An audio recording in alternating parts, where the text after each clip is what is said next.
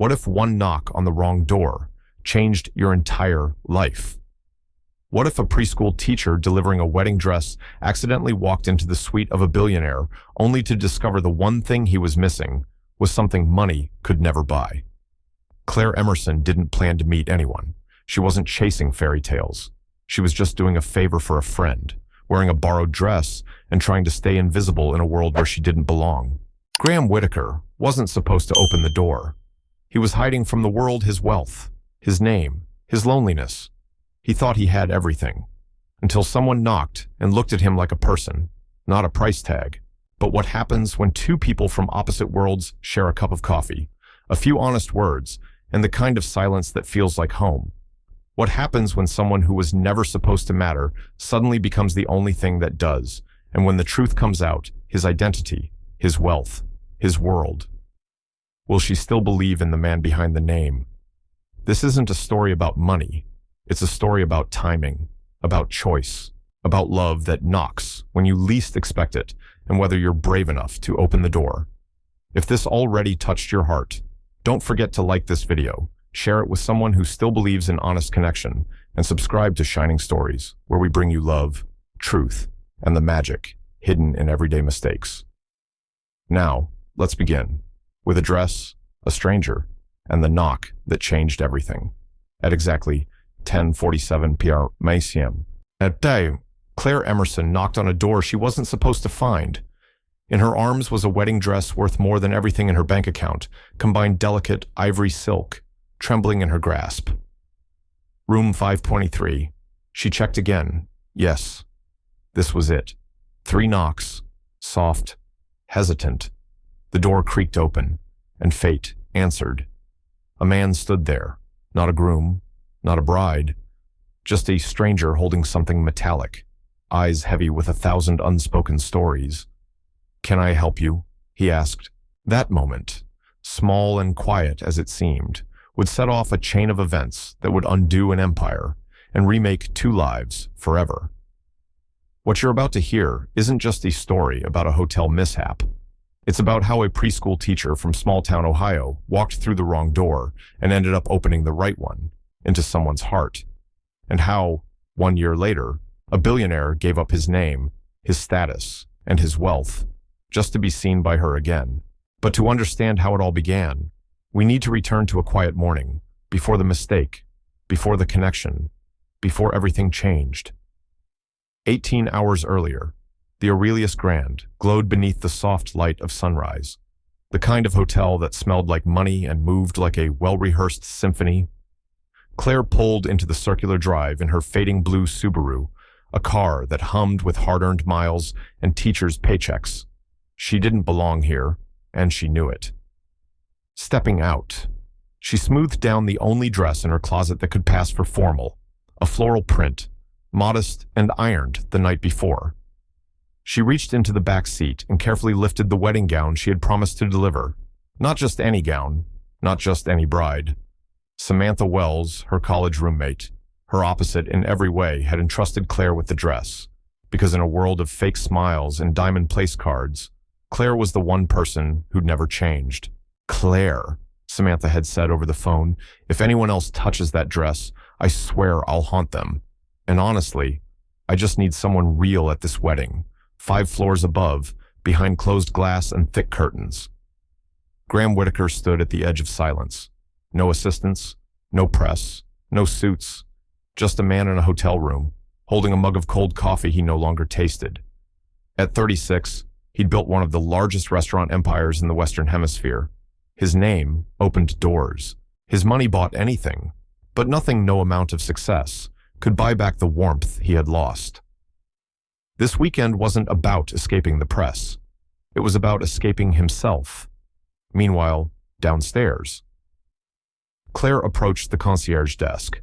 Behind it sat Margaret Lowell, 71, perfectly polished and known for treating social status like an entrance exam. She looked Claire up and down with the grace of someone who had done this 1,000 times. "May I assist you?" The words were polite, the tone less so. Claire offered a nervous smile. "I'm delivering a gown. Samantha Wells, bridal suite." Margaret blinked slowly. "Ah, yes. The Wells Prescott wedding, 5th floor, suite 520. Just then, a bellhop turned too quickly and crashed into a cart of towering white roses, scattering petals like snow across the floor. In the small chaos that followed, a clerk at the desk grabbed a room key without checking. 5th floor, he said, handing it over with a hurried smile. Claire looked down. Room 523. A tiny mistake, a single digit, but that was all it took. Because sometimes, the door you're not meant to open is the one that leads you exactly where you're supposed to be continued, inside. Graham Whitaker sat at his desk, a contract spread open before him. Numbers, clauses, consequences, all familiar.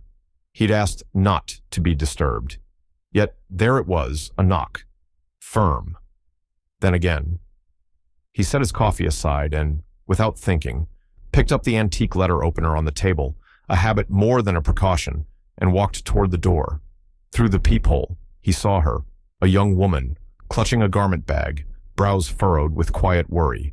Not a reporter, not a server, not anyone he recognized. Still, he opened the door, and for a moment, everything stilled. Her eyes met his, and both of them blinked, unsure of what to say. I'm so sorry," Claire breathed. "I think I have the wrong room. I was looking for the bridal suite." She glanced down at her key, then back at the number on the door. "They said 5th floor. This is 523, Graham replied. "The bridal suite is probably 520. He should have ended it there. A nod. A goodbye. Door closed. Back to contracts. But he didn't. There was something about the way she stood, apologetic, but not meek, nervous, but not artificial. Before she could turn, the strap of the dress bag snagged on the door handle. She stumbled slightly, and Graham reached out instinctively to catch her. "Sorry," they said in unison, then laughed, genuine, surprised. "I'm not usually this clumsy." Claire smiled. "This hotel just makes me feel out of place." "It tends to have that effect," Graham said quietly, surprising even himself. He nodded toward the dress. "Are you sure you don't want me to call the front desk to double-check?" "No need," she said quickly. "I've bothered you enough already." She adjusted the bag on her shoulder, but as she turned to leave, Graham found himself saying, "The regular elevators on this floor are a bit of a maze. There's a service lift just around the corner. Quicker. I can show you, if you'd like." Claire hesitated, then nodded. "Sure. That would be kind." They walked together down the corridor. An odd pair, her in her department store dress, and him still holding the letter opener. "Wedding guest?" she asked, trying to make conversation. He shook his head. "No. Just hiding out for the weekend." The elevator was slow. Too slow. Silence stretched between them. Not unpleasant, just unfamiliar. "I've heard this wedding has taken over half the hotel," Graham remarked. "3rd floor entirely," Claire said with a soft laugh. "It's overwhelming. I prefer potlucks and backyard chairs myself." She turned to him, amused. "You don't strike me as the backyard barbecue type." He smiled, a real one. "You'd be surprised." The elevator finally dinged. The doors slid open. Claire stepped inside, then paused, looking back at him. "Thanks again. You didn't have to help, but you did." His reply was simple, honest. Some people are worth the interruption. The doors closed between them. Neither of them knew that the smallest wrong turn had just become the most important turn of all. "To be continued." "It was no trouble," Graham said, offering a polite nod. "Good luck with the dress." Claire stepped into the elevator and turned to press the button. Then paused. Her hand hovered, almost without thinking. She reached back and held the door open. "I know this probably sounds strange," she said, eyes searching his, "but you seem like someone who understands that feeling of not quite belonging in places like this." Her voice was soft, almost apologetic. "Would you maybe want to grab a coffee later in the lobby cafe or something? Just to talk, like normal people." For a moment, Graham hesitated more out of surprise than uncertainty. He'd been asked to dinners, meetings, parties, but this was different. I actually make a decent cup in my room, he said, his tone light, but sincere. The lobby has a bit too much marble and too little soul. Claire let out a small laugh. Exactly.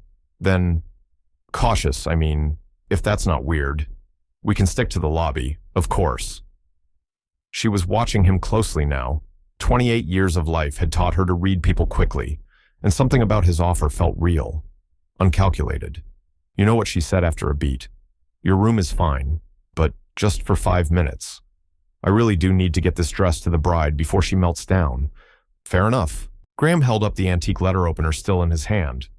This probably makes me look slightly unhinged. I realize it's just for mail. I swear. Claire smiled. So that's your line of defense, stationary weapons.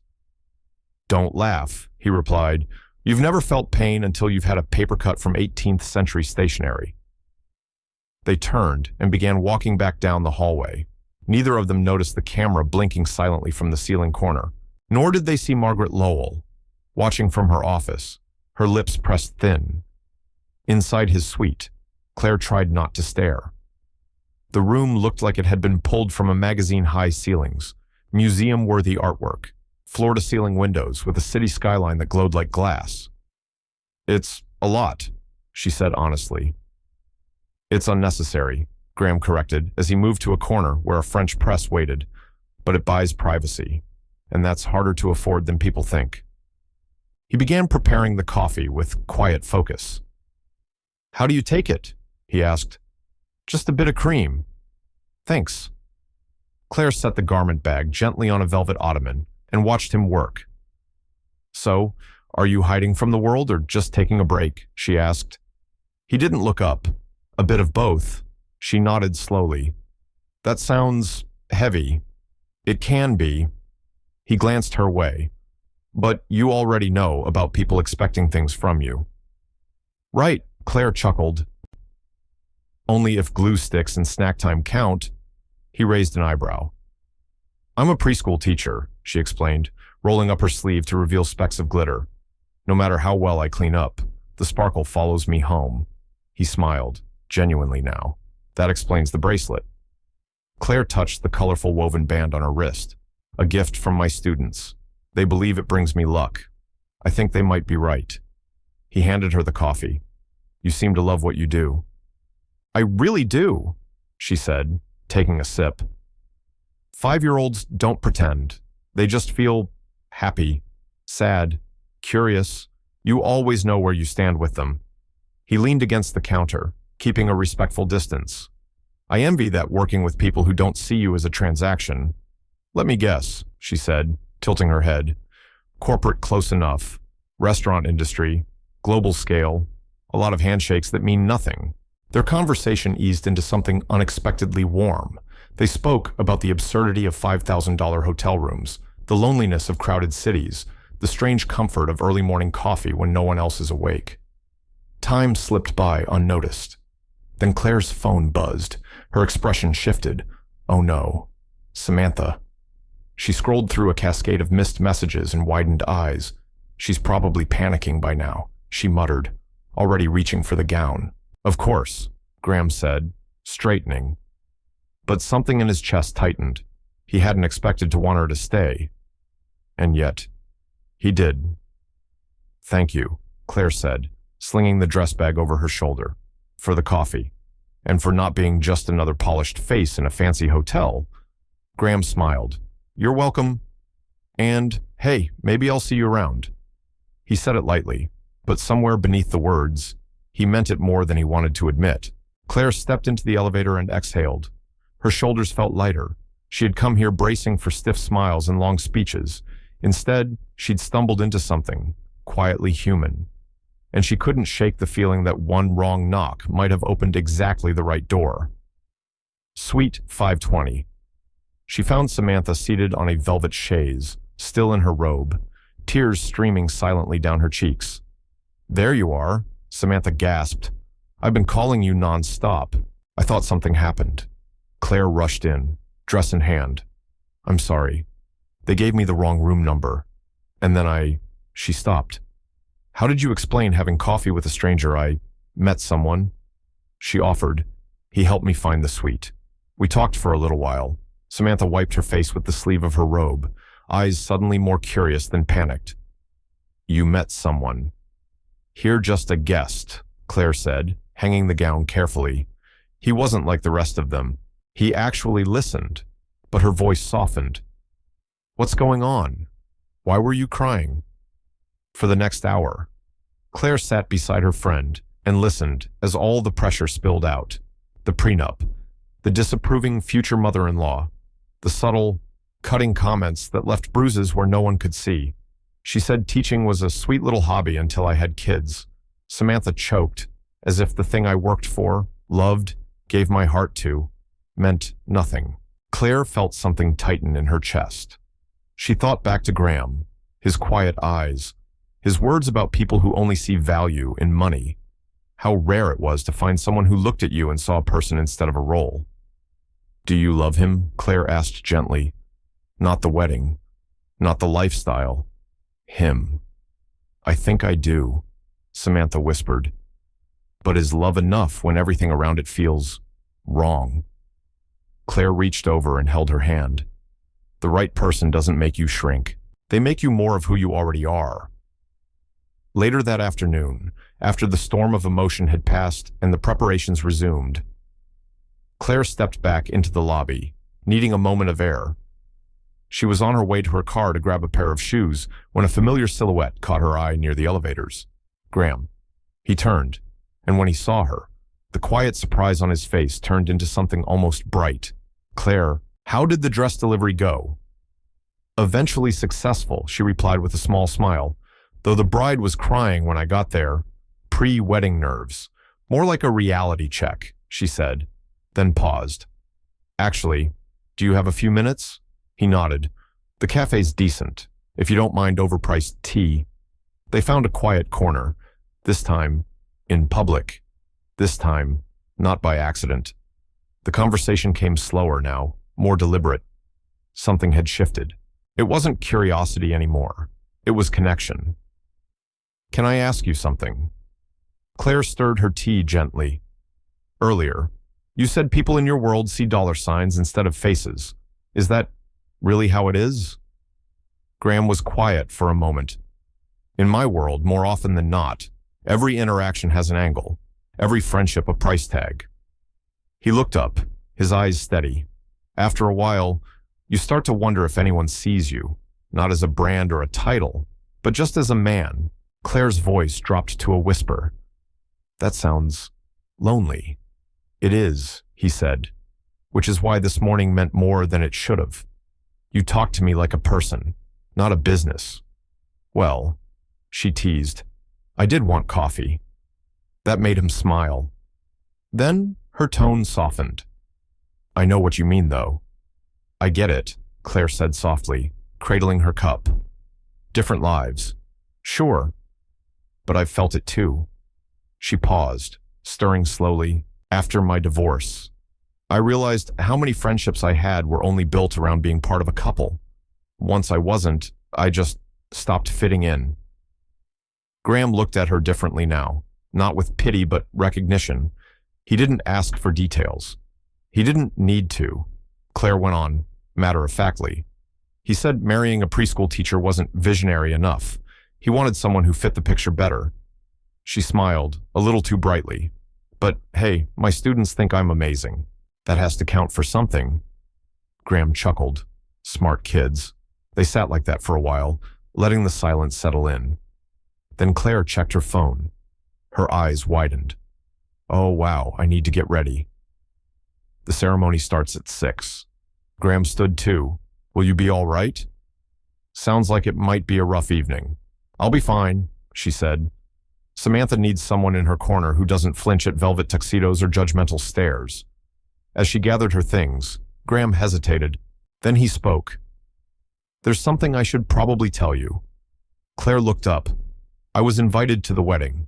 The groom's family, Prescott, is a longtime business partner. Claire blinked. You weren't planning to go, I wasn't. But now... He met her gaze. I think I might have a reason. A smile tugged at her lips. Would it be too forward to say yes? He shook his head. It would be honest. And that's rare. She tilted her head. Just so you know, I clean up okay, but I'm still just a preschool teacher in a borrowed dress, and I'm still just a guy who can barely make toast. But I do pour a decent cup of coffee. She grinned. See you tonight. See you tonight. They went their separate ways. Neither noticed Margaret Lowell watching from across the lobby, lips tight, eyes narrowing behind her glasses. The next morning, the sky was crisp and clear. Claire woke early old teacher habits die hard. Despite the late night, she felt lighter, brighter. The wedding had gone better than expected, mostly because of him. They danced, talked, laughed. And when the groom's mother made a snide remark about those sweet little classroom jobs, Graham had changed the subject with quiet grace, without embarrassment or apology. Now, in the hotel restaurant, Claire sipped her morning coffee, still smiling, until she saw the newspaper. The Financial Herald lay folded on a nearby table. A familiar face stared up from the front page. Graham Whitaker, CEO, billionaire, the man behind the Whitaker Dining Group's $500 million Asia acquisition. Her hands trembled as she picked it up. There it was, his face, his name, and the truth she hadn't seen coming. The man she'd danced with, the man who listened, the one who made her feel seen. He wasn't just someone escaping pressure, he was the pressure. As she stared at the headline, a shadow fell over the table. Quite the photo, isn't it? Claire looked up.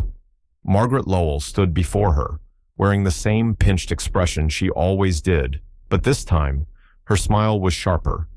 I couldn't help but notice, Margaret said lightly. You and Mr.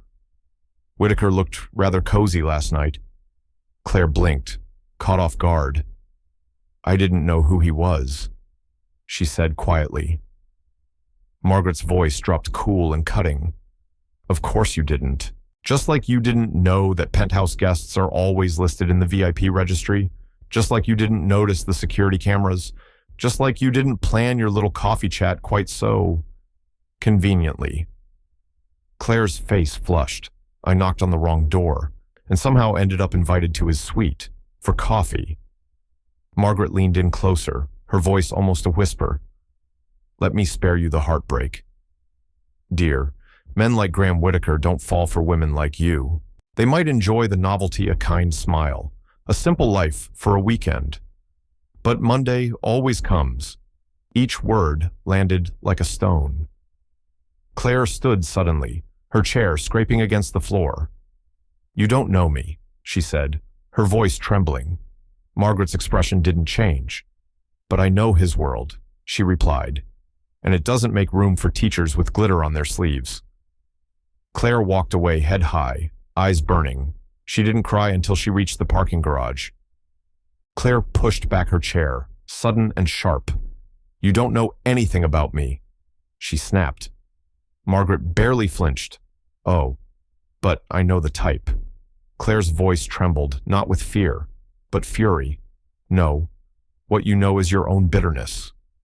Then she turned and walked away, fast. Her untouched coffee cooled behind her. She didn't stop until she reached the underground parking lot.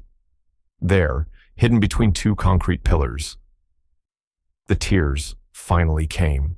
Not because she believed what Margaret said, but because, for just a moment, she wondered, was it all a game?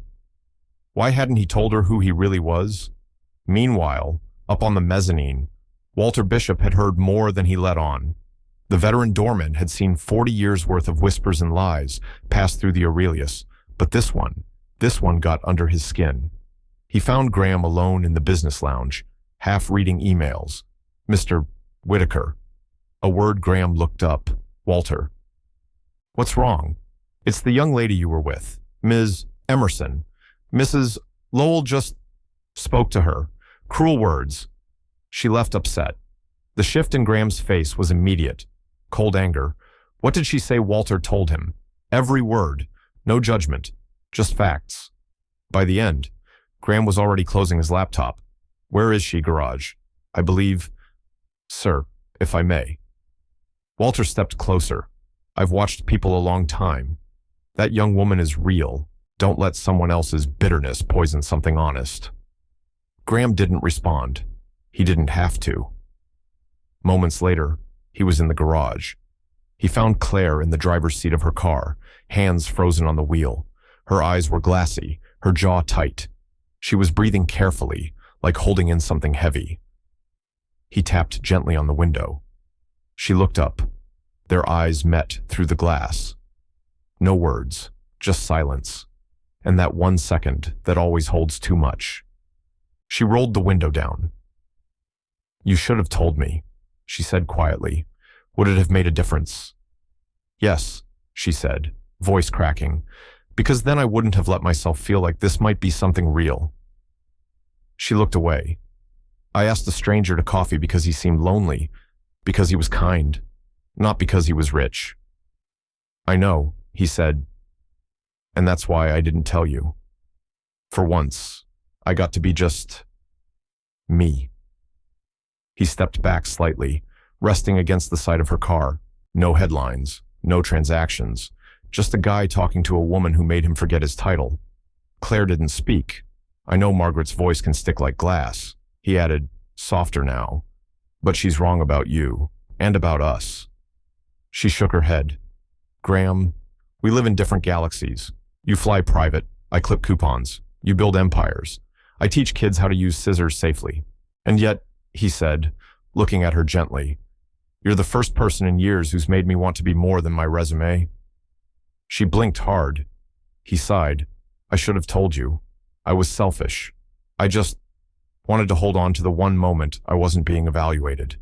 They sat like that for a while, the air thick with all the things unsaid. "I have to go home today," Claire said eventually. "I've got a classroom full of sticky fingers waiting for me." He nodded. "I figured." A pause. "But maybe," he said slowly, "we could stay in touch. I'd love to hear how the glitter wars turn out." Despite everything.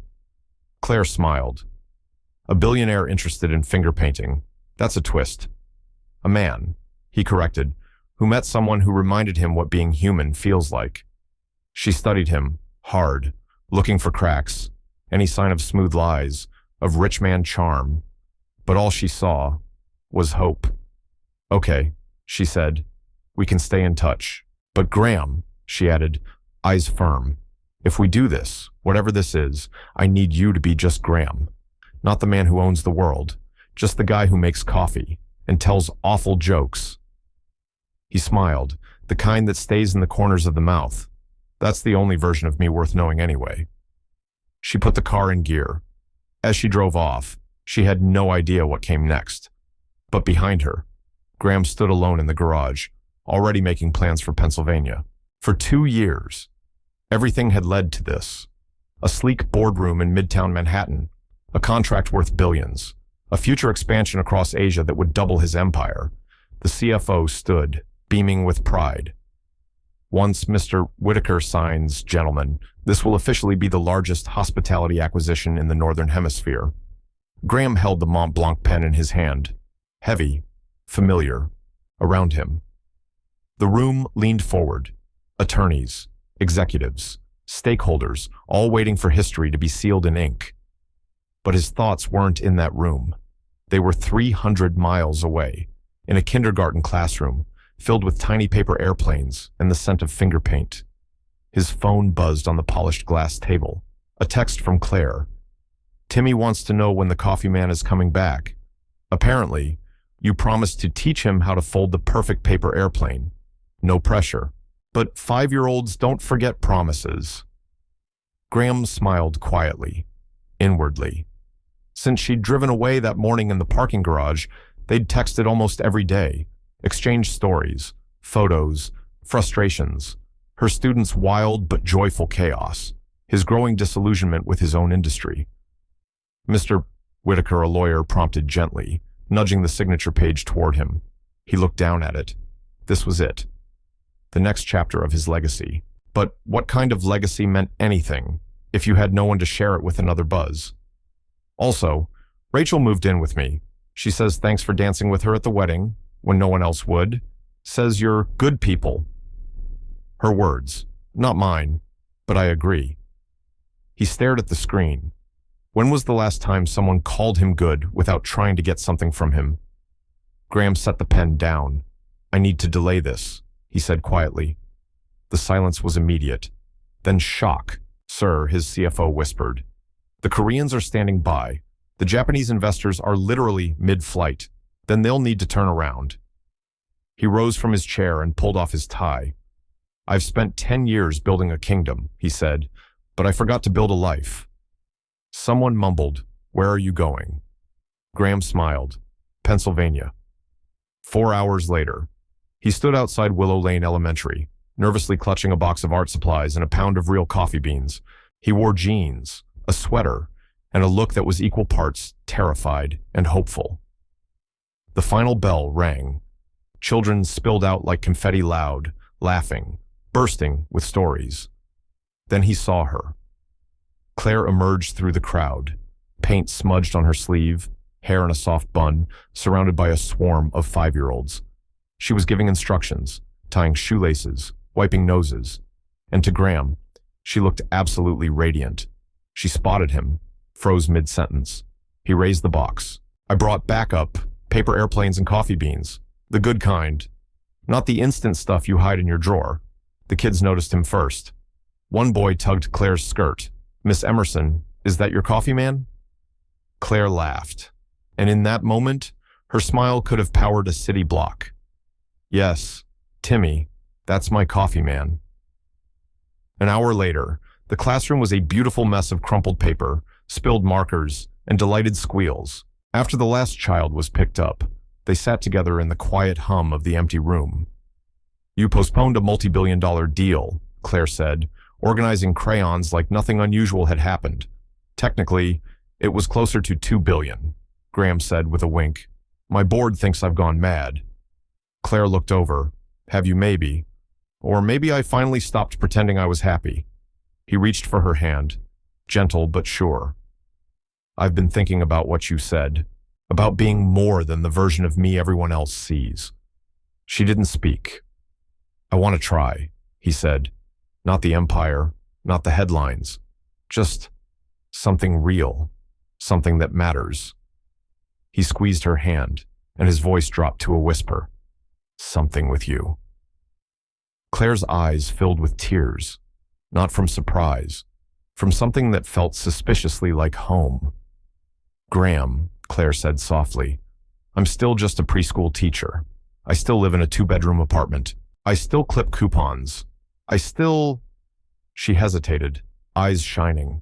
"I'm still the woman who offered coffee to a stranger in a hotel hallway because he looked lost." He took a step closer. "And I'm still the guy who said yes to that coffee because I didn't want to be invisible anymore. I'm not asking you to become someone else." He continued. "I'm just asking. If you'll let me." Claire looked up, eyes locked with his. "Let you what love you." He whispered, not as Graham Whitaker, not as a CEO, not as someone people fear or follow, but as a man who makes decent coffee, awful jokes, and has absolutely zero skill in folding paper airplanes. She let out a laugh, choked with emotion, and brushed at her eyes. "The kids loved you, but do you?" Claire didn't answer, not with words. She leaned in and kissed him, right there in that chaotic little classroom, surrounded by crayons, alphabet charts, and tiny chairs. In that moment, Graham found something no fortune could ever buy. When they finally parted, Claire murmured against his shoulder, "This is insane. We've known each other for what, 3 weeks? 3 weeks, 2 days, and 16 hours. He replied without hesitation. She smiled through her tears. "Your board will hate me. High society will laugh. The media will call me the luckiest woman alive," she said. He kissed her forehead. "And they'll be right." Outside the school, Walter Bishop sat in a rented car, sipping coffee from a paper cup. He'd driven all the way from New York just to see for himself. He smiled, eyes misty, thinking of his late wife. Some love doesn't come with perfect timing. Some love doesn't check bank balances. Sometimes, it just knocks on the wrong door at exactly the right time. 1 year later, the aroma of tomato basil soup drifted through a small cafe in Harrisburg, Pennsylvania. On the window, Hand-painted letters read, "Second Chances." Tiny handprints danced along the edges, gifts from Claire's preschool class. Behind the counter stood Graham, wearing an apron that read, "World's Okayest Barista," a Valentine's gift from Claire. He ladled soup into a bowl for Mrs. Patterson, one of their regulars. "The soup's warm. The cookies are dangerously good," he said with a wink. And yes, Claire made them. "I'm not allowed near the oven anymore." Claire, one of their 3 staff members, smiled from the kitchen. She'd once lived in a shelter. Now she managed their afternoon shift. The cafe wasn't just a place to eat. It was a place to land. A community built on the idea that everyone deserves a fresh start regardless of their resume, or lack of one. The bell above the door jingled. Rachel burst in, waving an envelope. "I got it. They want me at Riverside Elementary." Claire, who had been refilling napkin holders, squealed, "I told you." They hugged in the middle of the cafe, laughing like teenagers. Rachel had lived with Claire for 3 months after leaving her husband. She'd cried, rebuilt, and remembered why she became a teacher in the first place. The door opened again. Walter stepped in, hat slightly askew. "Table for 1. Graham asked, "Make it 2. Walter said, grinning. "I brought someone," and to everyone's surprise, in walked Margaret Lowell. Yes, that Margaret. Her movements were stiff, uncomfortable. Her designer bag clutched tightly, like a shield. "Mrs. Lowell," Claire greeted her carefully. "This is unexpected." "I was in Philadelphia," Margaret said quickly. "Estate sale. Walter insisted I stop by." She looked around. Her expression, so often pinched, softened. "It's warmer than I imagined." Warmer, how Graham asked. Genuinely curious. "More real," she said, struggling with the word. She set down her bag slowly. "I owe you both an apology." Claire said nothing, just listened. "I spent my career believing worth meant wealth. When you walked away, Mr. Whitaker, I thought you were throwing your life away." She gestured around the cafe, the kids laughing in the back room, the small chalkboard with the daily quote, the bin marked, "Free books. Take 1. But now, I see what you built instead." Claire poured her a cup of coffee and placed it gently on the table. "We all build walls." "Mrs. Lowell," she said. "Sometimes, the bravest thing we can do is tear them down." "Sometimes," Claire said softly, "it takes courage to open a door, but even more to tear down the walls behind it." Margaret nodded, her hands wrapped around a warm ceramic mug. "I grew up in the Bronx. We had nothing. I spent 50 years pretending that version of me didn't exist. Maybe that's why I judged others so harshly. I didn't want to be reminded." Walter, sitting nearby, gave her a kind smile. "We all carry stories. The brave ones are the ones who stop running from them." By late afternoon, the cafe had grown full. Teachers from Claire's school gathered at their usual corner table. Local shop owners popped in for their daily dose of caffeine. Kids from the after-school art program colored quietly in the back. Even a few of Graham's former colleagues had become regulars, drawn not by the name on the sign, but by the feeling in the air, as the sun dipped low, painting the walls in amber. Graham stepped out to the patio and wrapped his arms around Claire from behind. "Good day," he asked. "The best," she replied, leaning into him. "Did you see Rachel's face? She's glowing. She's going to change lives." "She learned from the best," he said, pressing a kiss to the top of her head. "Oh, and Marcus called," he added. "The board finally approved it. 30% of Whitaker Group profits will go directly into education and community grants."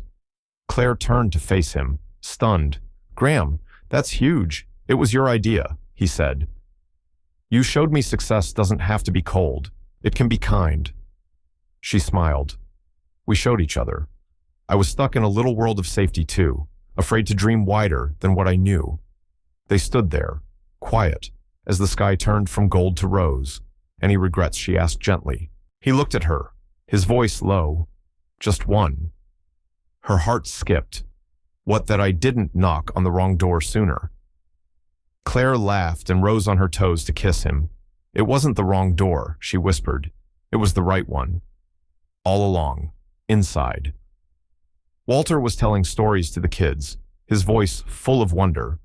Rachel and Claire were wiping down tables, humming. Margaret sat in her usual corner, third cup of coffee, in hand, her posture a little softer than usual. On one wall hung a framed newspaper clipping, "Billionaire Trades Boardroom for Small-Town Cafe." But the real story wasn't in the headline. It was in the handprints on the window, the laughter echoing off mismatched walls, the second chances being given and accepted. Back in New York, the Aurelius Grand still stood tall. Its marble floors still gleamed, and somewhere inside, a new concierge was learning something money couldn't teach, that worth was never about wealth. It was about warmth. And in a quiet town in Pennsylvania, two people who once belonged to opposite worlds were proof that sometimes the most beautiful stories begin with a simple mistake. Or perhaps, as Walter liked to say while refilling coffee mugs and hearts alike, it was never the wrong door at all. It was just love, finding its way home. Thank you for joining us on this journey. If this story made you smile, brought a tear to your eye, or reminded you that love often shows up in unexpected places, go ahead and tap that like button. It helps us keep telling the stories that matter. Know someone who needs a reminder that it's never too late for love, for purpose, or for a fresh start. Share this story with them. And if your heart needs more warmth, more hope, and more real magic, subscribe, turn on notifications. We bring new stories like this one every week. Because sometimes what you need most is just on the other side of a door you didn't mean to knock on. Until next time, keep believing in unexpected miracles.